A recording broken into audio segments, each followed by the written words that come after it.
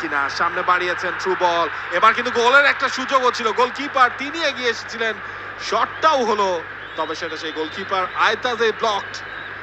That was the chance. Bangladesh যে সুযোগের অপেক্ষায় ছিল, মনি বঞ্চিত করলেন। এগিয়ে এসে মনিকার জন্য কাজটা বেজায় কঠিন করে তুললেন, কিন্তু এই ধরনের আক্রমণের ধারাবাহিকতা বাংলাদেশ যদি চালাতে পারে, যেটা এখন খুব বেশি সম্ভব বলেই মনে হচ্ছে, ইনফ্যাক্ট ম্যাচের শুরু থেকেই মনে হচ্ছিল, তাহলে বাংলাদেশের জন্য গোল করা অসম্ভব হয়তো নয়। দেখুন মনিকা, তবে ম্যাচের তো কেবলমাত্র আধ ঘন্টা গেছে, আরো 1 ঘন্টা সময় বাকি। এই অ্যাপ্রোচ গুলো, এই ট্রানজিশনাল মুভ গুলো, কর্নার কিক, স্বপ্না তিনি নিচ্ছেন এই সাইড থেকে,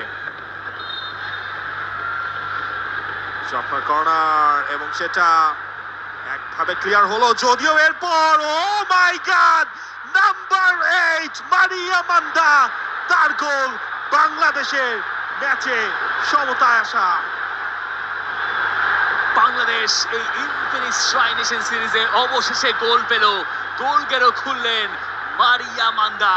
হোয়াট আ স্ট্রাইক!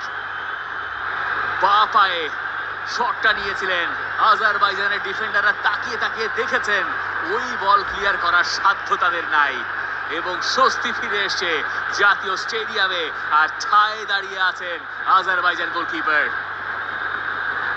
বাংলাদেশের গোলের সূচনার কাছে দিলেন, এবং সেখান থেকে মারিয়া মান্দা একবারও ভাবলেন না পরের দায়িত্বটা তার কি। তিনি দেখলেন বল তার কাছে এসে, তিনি জানতেন, তিনি মাইন্ডসেট করে রেখেছিলেন, এবং ওখান থেকে টপ কর্নারে বল জালে।